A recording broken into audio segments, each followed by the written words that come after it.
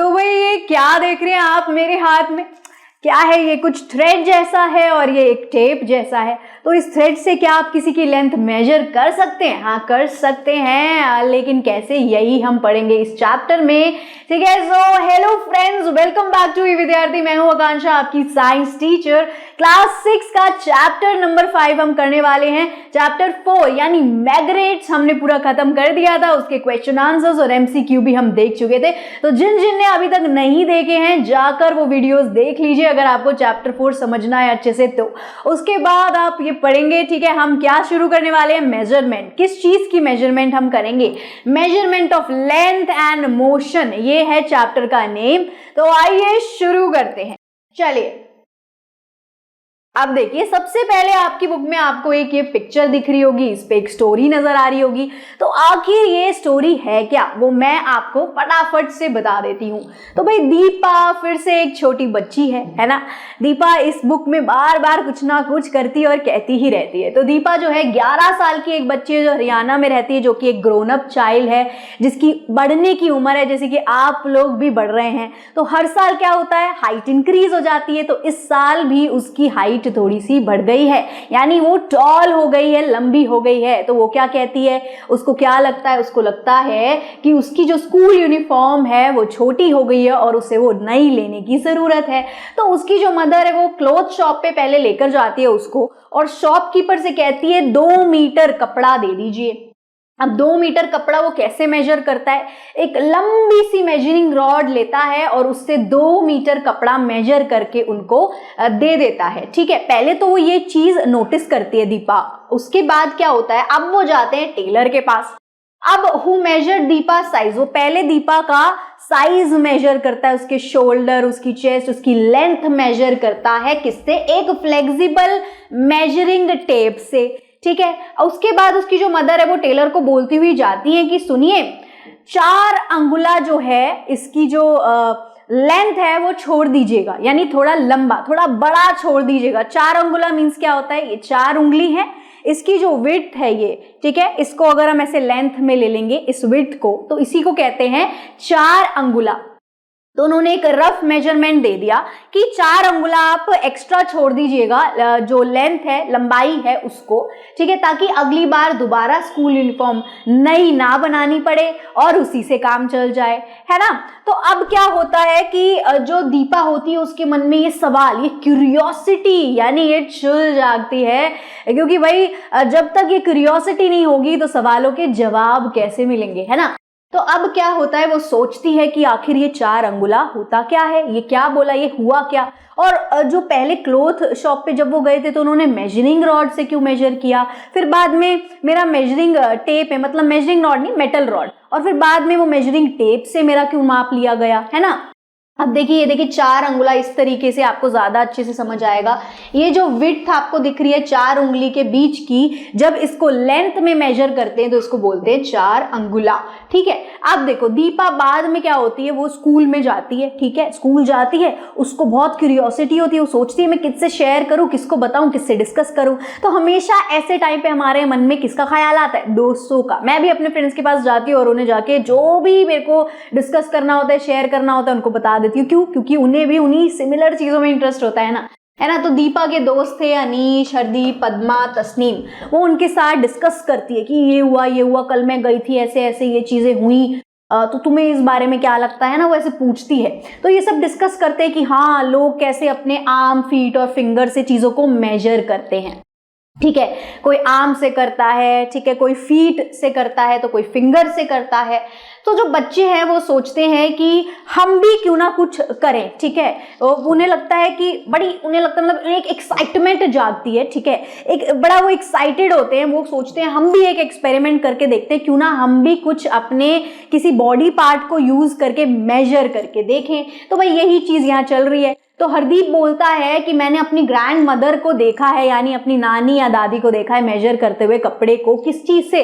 अपनी arm length से वो कपड़े को मेजर करती हैं। उसके बाद क्या होता है, पद्मा भी यहाँ डिस्कस करती है, कहती है क्या तुम लोगों ने भी कभी देखा एक फार्मर को कि कैसे वो अपनी फील्ड को बेड्स में डिवाइड करता है। फील्ड को बेड में मतलब जैसे ये उसकी पूरी फील्ड हुई, आप देखते हो ऐसे लाइनें लाइनें सी होती हैं बीच में, है ना, एक डिवीजन बनी हुई होती है। तो वो जो डिविजन्स हैं वो कैसे करता है, वो वॉक करता है और वॉक करके अपने क्या काउंट करता है, नंबर ऑफ स्ट्राइड्स काउंट करता है। स्ट्राइड्स क्या होता है, अब ये भी सवाल है ना, मैं जवाब दे देती हूँ। जैसे ये चल रहा है, ठीक है, तो अब जो ये इनके पैरों का बीच का डिस्टेंस हो जाएगा, इसको बोल देते हैं 1 स्ट्राइड, ठीक है। और अब उसके बाद ये तो बोलती है दीपा, उसके बाद उसका फ्रेंड बोलता है वापस अनीश कि हाँ ये तो है, और तो और मैंने ये भी देखा है कि बहुत सारे फार्मर्स अपने फीट की लेंथ से, यानी पैरों की लेंथ, जैसे ये पैर है 1 2 3 4, ठीक है, तो लेंथ ऑफ देयर फीट से भी मेजर करते हैं अपने फील्ड को, ठीक है।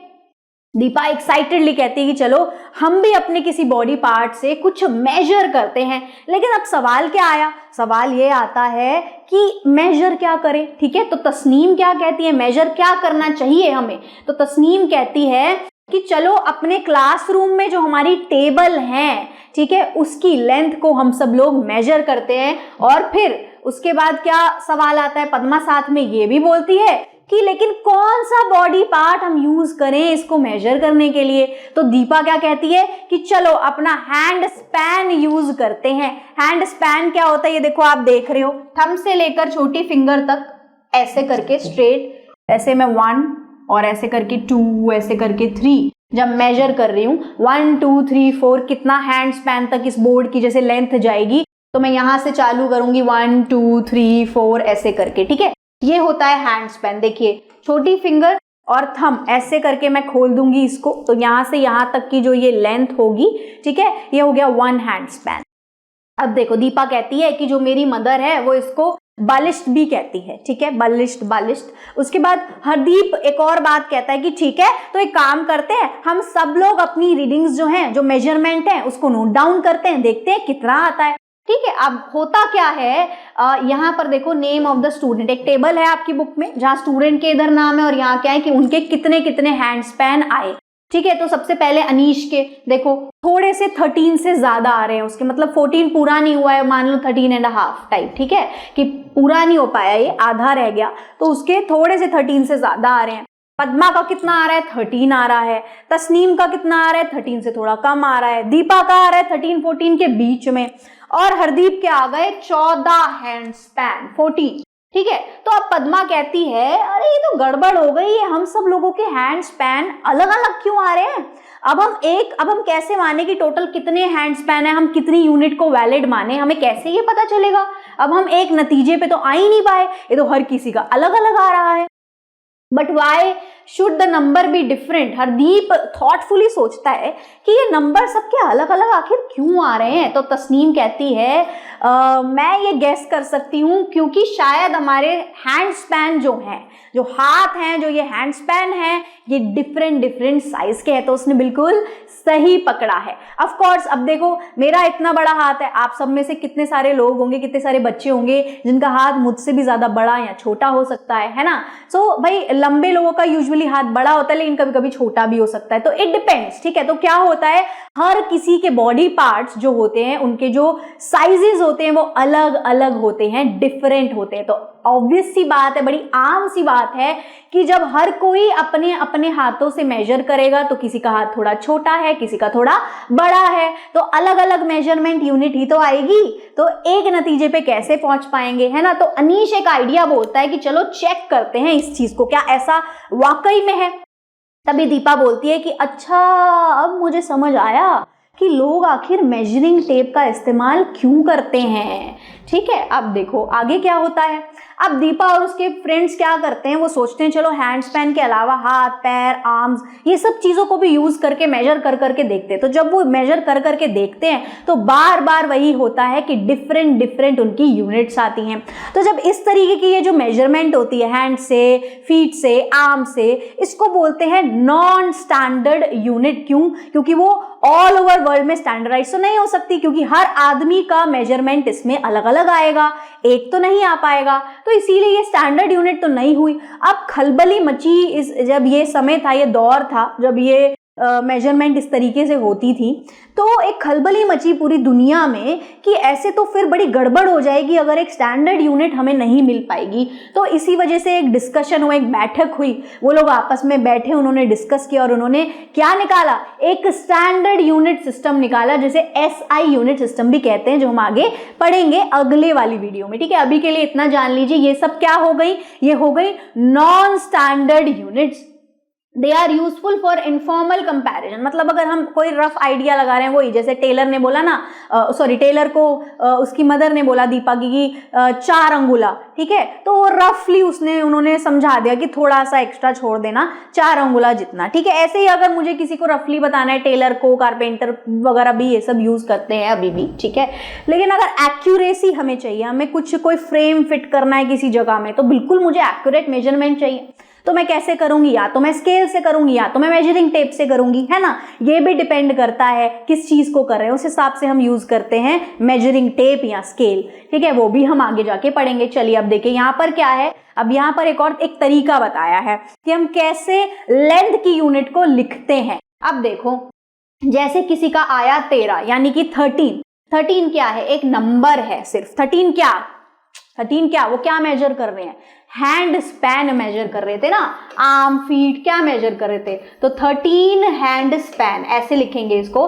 13 हो गया नंबर, हैंड स्पैन हो गई यूनिट। ठीक है, 13 हो गया नंबर, हैंड स्पैन हो गई यूनिट। इसी तरीके से मेजरिंग यूनिट को लिखा जाता है, किस चीज की, लेंथ की। जो मेजरमेंट यूनिट को हम लिखते हैं वो इस तरीके से लिखते हैं कि 13 हैंड स्पैन। 13 मतलब जो भी आगे आपका नंबर काउंट आ रहा है, 1 2 3 4, जो भी 1000 2000, और आगे हम उसके यूनिट लगाते हैं। जैसे अभी आपने देखा होगा 1000 किलोमीटर, 200 सेंटीमीटर, 20 मिलीमीटर, है ना। तो वो क्या होता है, आगे नंबर होता है, पीछे मेजरिंग यूनिट होती है।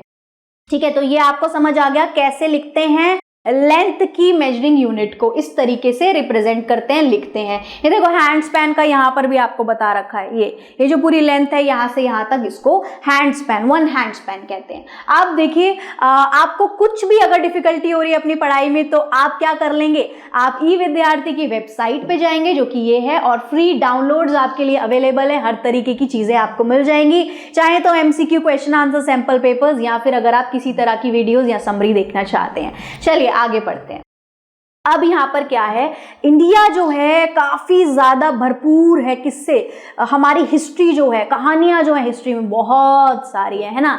आपने कितनी जानी है अपनी इंडिया की हिस्ट्री, मुझे कमेंट में जरूर बताइएगा। अब यहाँ बात हो रही है एंशियंट टाइम की, कौन से एंशियंट टाइम की, 4th सेंचुरी की यहाँ पर ये बात कर रहे हैं। 4th सेंचुरी कब, जब चंद्रगुप्त मौर्य का जमाना था, और उनके गुरु कौन थे, चाणक्य थे, और वो उन्हें सिखाते थे धनुष चलाना, इस तरीके की चीजें सिखाते थे। तो उस समय भी मेजरमेंट बहुत ज्यादा जरूरी था, क्योंकि कैसे देखेंगे कि कितनी दूर जा रहा है, कितना डिस्टेंस पार किया, है ना। एक मेजरमेंट उस समय भी यूज होती थी, वही 4 अंगुला वाली, लेकिन वो तो बहुत छोटी सी हो गई, है ना। धनुष चला रहे हैं तो थोड़ा दूर जाएगा, तो 4 अंगुला से बड़ी भी कुछ यूनिट्स उस समय इस्तेमाल होती थी, जो कि क्या होती थी, धनुषा और योजना। ठीक है, धनुषा मतलब क्या होता था, जैसे कि 108 या 96 के आसपास अंगुला इज इक्वल्स टू धनुषा माना जाता था। धनुष से ही ये नाम निकाला गया है। उसके बाद योजना मतलब क्या होता है, ये बहुत बड़ी वाली यूनिट है। अगर रोड को पहले टाइम पे मेजर करना होता था, यहाँ डिस्टेंस को, तो योजना को यूज किया जाता था। ये देखिए यहाँ पर लिखा हुआ है, एंशियंट टाइम में धनुषा से धनुष निकला है, योजन एक और यूनिट है। ठीक है, धनुष को बो भी बोलते हैं, धनुषा को। ठीक है, उसी से ये डिराइव किया गया, निकाला गया है। अगर किसी मैन की हाइट मेजर करनी है, या उतना कुछ मेजर करना है, हाइट जितना, तो हम यूज करते हैं धनुषा। ठीक है, छोटी छोटी चीजों के लिए अंगुला करते थे। ठीक है, और अगर हमें रोड या डिस्टेंस मेजर करना है, तो क्या इस्तेमाल करते थे पहले के टाइम पे, ये देखो योजना। ठीक है, योजना को इस्तेमाल करते थे। और देखो यहाँ पर 8000 धनुषा इज इक्वल टू 1 योजना बोला जाता था। बस ये नॉर्मली समझने के लिए, ज्यादा आपको इस पे ध्यान नहीं देना है, डिटेल में नहीं जाना है। ठीक है, इतना ही बताएंगे। अब आगे देखो, यहाँ पर ये बता रहे हैं कि जो पहले के लोग थे, जो पॉटरी वगैरह करते थे, क्राफ्ट वर्क करते थे, टाउन बनाते थे, आर्किटेक्चर थे, घर बनाते थे, महल बनाते थे, बढ़िया बढ़िया, वो ये सारी यूनिट्स का इस्तेमाल करते थे। और आज के ज़माने में भी टेलर्स और कारपेंटर्स अभी भी 4 अंगुला वगैरह का इस्तेमाल करते हैं। फिर जब एक प्रॉपर मेजरिंग स्केल कब बनाया गया, कब ये सोचा गया कि हमें यूनिट चाहिए, हड़प्पन कल्टीवेशन के ज़माने में निकाला गया एक स्केल टाइप की चीज, जिससे एक एक्यूरेसी थोड़ी बहुत जागने लगी, आने लगी। सो आज के लिए, अभी के लिए इस वीडियो में सिर्फ इतना ही, बाकी हम पढ़ेंगे अगली वाली वीडियो में। सो बाय बाय क्यूडीज, फिर मिलेंगे अगली वीडियो में, तब तक के लिए आप इतना पढ़कर आएंगे। चलिए।